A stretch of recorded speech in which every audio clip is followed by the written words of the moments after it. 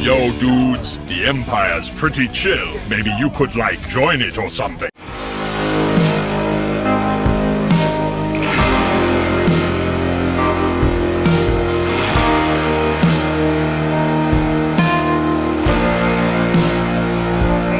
Lucamus Prime here, so it's time for another Superman review series. It's for the last of the live-action standalone Superman movies, and guys, it is for the movie which is the start of the DC Extended Universe, which is none other than 2013's Man of Steel, directed by Zack Snyder, and with a story by David S. Goyer and Christopher Nolan. So yeah, now, this movie, guys, in my humble opinion, I'm going to say without a single doubt, this is definitely, to this day, my favourite DC Extended Universe movie, to this day. Because I really love this movie so much. And yeah, it's also easily my second favourite Superman movie of all time after Richard Donner's Superman 2. And I love it very much. So yeah, now, this movie is really amazing, guys. And now, when this movie came out in theatres in June 2013, it received mixed reviews by critics. They praised the film's action sequences and visuals, but they criticised the pacing, dark tone, and perceived lack of character development. And there was also a polarised response towards Hans Zimmer's music and Henry Cavill's performance as Superman. But guys, I'm going to confess that ever since I first saw the movie, I have never, ever, ever hated or had mixed thoughts on this movie at all. Because guys, this is a movie which I was really, really hyped for, because Superman is my favourite superhero of all time, and when I heard there was going to be another standalone movie, like a brand new Superman movie, I was very hyped. I could not wait. I was very excited. I really could not wait for it. I was so hyped. And I saw it at the cinema in 2013. And I have really fond memories of watching it, especially because on the way there in the car, we played John Williams' Superman theme, and yeah, and it got me excited. And yeah, it was definitely worth the wait, I'm telling you, because I really loved it. So what's the movie about? Well, as suggested by what I've said, this is of course a reboot of Superman's origin story. And yeah, it is notably different to, say, Christopher Reeve's 1978 movie in many areas. So yeah. So a basic summary could be, an alien child is evacuated from his dying world and sent to Earth to live among humans. His peace is threatened when other survivors of his home planet invade Earth. So that's a basic, thing about what the movie's about, guys. And yeah, So on to what is my good quality with Man of Steel. So first thing first, let's talk about the cast, guys. So yeah, now, this was of course the debut of Henry Cavill as Superman, and I've got to say that he did an absolutely phenomenal job playing him in this movie. He did a really great job as him, and yeah, and I love how he ensured his version of Superman was a brand new version of him, because compared to versions played by people like Christopher Reeve and Brandon Routh or Tom Welling's version, or in animation forms, Henry Cavill's version, in my opinion, is a much more serious version. And I do like that change, yeah, because I like how he's doing his own thing and not trying to rehash other actors. I do appreciate that he did that.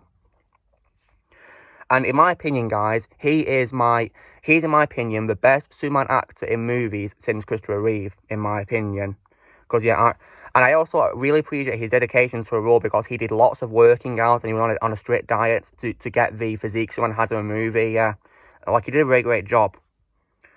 And also as well, I do love Amy Adams as Lois Lane. She's really great in the role. She's easily my second favourite Lois Lane of all time after Margot Kidder, rest in peace. And she's definitely as well a major improvement to Lois over the dreadful performance, in my opinion, from Kate Bosworth from Superman Returns, in my opinion. She was way better in the role, and yeah. And I don't mind that she had a different hair colour, I'll choose in the comments, where it's, I think it's red hair this time, yeah. I don't really mind that, because she's playing a different version of Lois, and she's not trying to copy other Loises before. And I also, as well, definitely did love the addition of Michael Shannon as General Zod, and yeah. And to this day, guys, General Zod is my favourite DC Extended Universe villain of all time, because he was really awesome in this movie, guys, an epic villain, and yeah. And Michael is my second favourite Zod of all time after Terrence Stamp from the Christopher Reeve movies, and yeah. The only bad quality I could say about Zod, guys, is that he doesn't have very much screen time, because he appears to start a movie during the evacuation from Krypton, where he's having an uprising, like in the comics, and then he's putting the Phantoms on, in reconditioning, and but then we don't see him again until over an hour into a movie, sadly. But yeah, but thankfully, the second act of the movie, in my opinion, was awesome, mainly because of his scenes. He was such a great villain, and yeah, and the way he delivered the line where he says, "I will find him," oh man, it's so chilling. Yeah, like, you can tell how dedicated he is to, finding Kal-El, yeah, and the Codex to save Krypton. And yeah, and so yeah, and also, I do also wish he said his catchphrase Neil before Zod, but he didn't say it, so I wish he did say that, because I think that's probably Zod's most iconic line, and sadly he didn't say that. But nevertheless, he was still a great villain, and he played him so well. Definitely, in my opinion, the best DC Energy Universe villain. He really nailed it. I also, as well, did love the castings for Clark's parents, his adopted parents on Earth being Jonathan Kent and Martha Kent, played by Kevin Costner and Diane Lane. They were both perfectly cast, in my opinion. They did such a great job playing their characters. They did play them so well. And yeah. In terms of screen time, I think I might prefer them over Glenn Ford and Felix Factor from the 1978 movie, because they had more screen time. I did like that. And yeah, they played them so well. And I like how this movie gave, Clark Kent a lot more backstory when he was younger compared to the 1978 movie, which I did appreciate, how he showed him as a kid. And yeah, as a fun fact, guys, the scene where Clark Kent saves that bus from drowning and all those kids on it, where he saves the bus, and even that bully, that's actually my brother's favourite scene, because he told me that's his favourite scene in the movie, where he saves the bus from going into the water. I can understand why. And plus, the scene where Jonathan Kent dies is really heartbreaking, in my opinion, as well. Pretty sad. And yeah, and I like how they made it different to the Christopher Reeve 1978 one, because in that movie he died from a heart attack, whereas in this movie he died in a tornado. So yeah, I'm glad they made it different. And because I like how he didn't try to rehash the original movie. I like how he didn't just copy it. Yeah, that's why I do love this movie. I also, as well, did love the addition of Lawrence Fishburne as Perry White in the movie. He's my second favourite after Jackie Cooper, rest in peace. And Lawrence is one of my favourite actors of all time, guys. And he was definitely a great addition to the cast as Perry. Absolutely. I also, as well, did like the role of Fiora Hull, played by Anja Troll. Yeah, she was really great in the role, in my opinion. She played her really well. Definitely one of the best female villains in DC, in my opinion, alongside Ursa, for example. Yeah, she was really great. And I also like the castings of several other human soldiers. Like, I did like Christopher Maloney as Colonel Hardy, and also Harry Lennox as General Swanwick. And yeah, I gotta say, guys, because when we watched the movie last night, guys, I really love how there was maybe a subtle hint long before the Snyder Cut that Swanwick was Martian Manhunter, because in the scene where Clark is being interrogated and he stands up to speak to the soldiers in the room, they all back away, but Swanwick does not. He stands right there to talk to Superman. And yeah, that was, pretty cool how, I don't know if that was in a blueprint for Zack Snyder's vision, but it probably was, maybe, I don't know. And yeah, that's probably a very clever hint he put in long before Snyder Cut even came out, but yeah. And Harry Lennox played him so well. It's probably my favourite role of Harry Lennox, guys, definitely, alongside his role in the Matrix movies, definitely. In the two sequels. And Chris Maloney was great as Colonel Hardy, and his sacrifice scene was also really good. And I definitely do love the line, "A good death is its own reward." I do love that line. I also like the addition of Richard Schiff as Dr. Hamilton. He was also a very good addition. I really liked him. And I also, as well, did like Carla Gugino's voice of Keylaw, who is the Kryptonian AI robot. This was one of her collaborations with Zack Snyder, because she was, of course, in Watchmen, which was pretty cool. So she came back to collaborate with him again in this movie and in the other movies as a voice of Keylaw. I also definitely, as well, did love the addition of the castings of Kal-El's parents being Lara Lovan and Jor-El. I liked Ayla Zura as Lara. She was great in the role. Very good. Didn't have very much screen time, but she was really great in the role, in my opinion. And yeah, did a very great job. And I also, as well, definitely really loved Russell Crowe as Jor-El.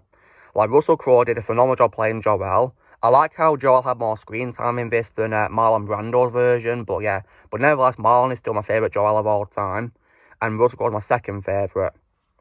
And yeah, but Russell Crowe was really awesome in the role, guys. In my opinion, the best Jor-El since Marlon Brando, rest in peace. And yeah. But I think Russell Crowe's best role to this day is probably Maximus in Gladiator, but I still think he was really great as Jor-El in this movie. Really great addition to the cast. He did a great job in the role.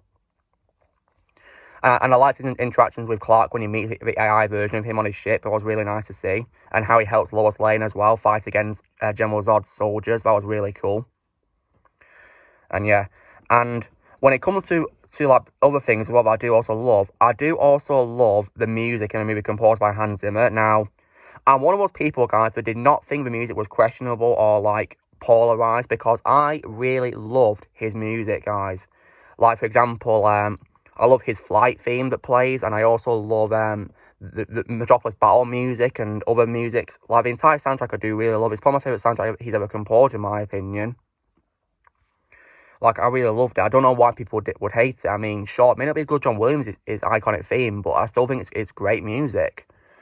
And I personally don't mind that they didn't include John Williams' music in the movie, because, you know, this is supposed to be a reboot, you know, it's not Christopher Reeve's version, this is Henry Cavill, you know? So, yeah. And I do love the music, and I have many of it on my phone to listen to when I'm working out to the gym. It's really fun to listen to. So, yeah. And also, when it comes as well to other things I do like on a movie, the opening I do love. I like how they made Krypton different to the Christopher Reeve version, where it's not like a snowy planet, it's actually like, you know, they made it like, very, very different. I did love how they changed it. I made lots of, you know, flying creatures. It was really nice, and yeah.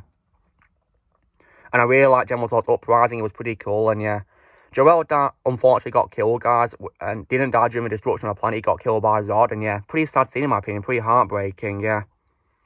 But at least Kyle escaped, yeah, and he went to Earth, and yeah. And when it comes as well to other scenes, now, I've already mentioned before that I don't mind how Clark was being serious in this movie and not, you know, the light-hearted character he is played by Christopher Reeve. Like, I prefer Henry being the more serious version, yeah, because he's playing a different version of Superman, and yeah. Another highlight of the movie, guys, in my opinion, one of my favourite scenes in the movie, guys, is definitely when Clark confronts Zod, and after he threatens Martha Kent. Like, I gotta say, right, when he's threatening Martha, saying, you know, where is the Codex? And then Clark just, like, flies in and grabs him and then starts punching him and throwing him through buildings. And he asks him, you think you can threaten my mother? Oh, wow. Like, it's such a chilling scene. Even when I rewatch it, it's so chilling, guys. Really epic. I remember gasping in awe at how awesome that scene was when I saw it at cinema, guys. It was really epic. And yeah. And as well, guys, another highlight of the movie, in my opinion, you know, I mean, besides that scene, I mean, because let's be honest, guys, if someone was threatening your mother, you definitely want to do what Superman did, wouldn't you? I certainly would if someone was threatening my mother. Definitely. I'd go insane. Like how Superman did, where he grabbed Zod, yeah. And when it comes to other highlights, I do also love the battle in Smallville. That's another good part of the movie, in my opinion. And especially because Colonel Hardy recognised that Clark isn't their enemy. I do like that.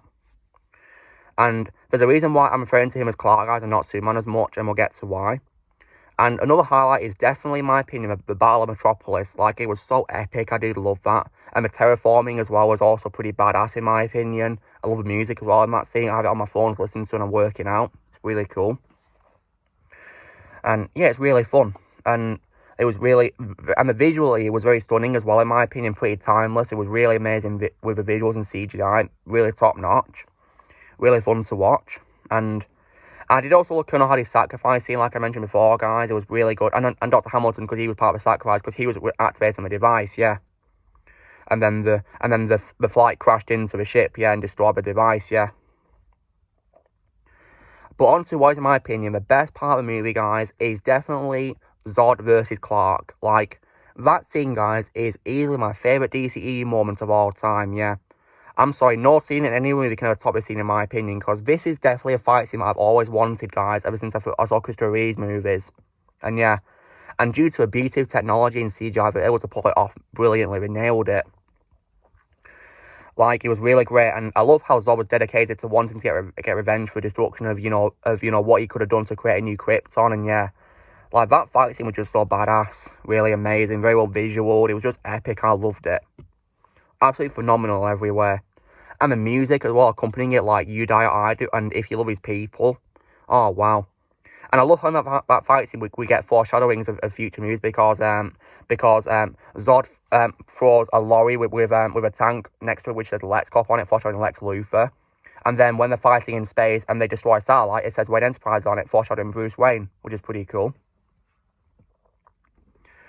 And yeah, now there are some things critics were complaining about, which I'm going to defend, guys. So One thing that they complained about was that Superman allowed Metropolis to get destroyed quite a lot. It got destroyed. Now, compared to Superman 2, where he flies away to let Zod, Ursa, and Nons chase him so we don't harm Metropolis. Now, I'm going to be honest, guys, and say that I don't mind that in particular because this, guys, in my opinion, he was not Superman yet. He was still Clark Kent wearing the uniform that was given to by Jor-El. He's still Clark Kent. He's not Superman yet.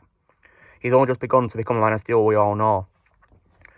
And in my opinion, guys, he didn't, intentionally destroy Metropolis. Because in my opinion, during his fight scene with Zod, I think 90% of the fight was Zod doing the destruction, and 10% was probably Clark's. By mistake, because he didn't intentionally want to harm anyone, of course.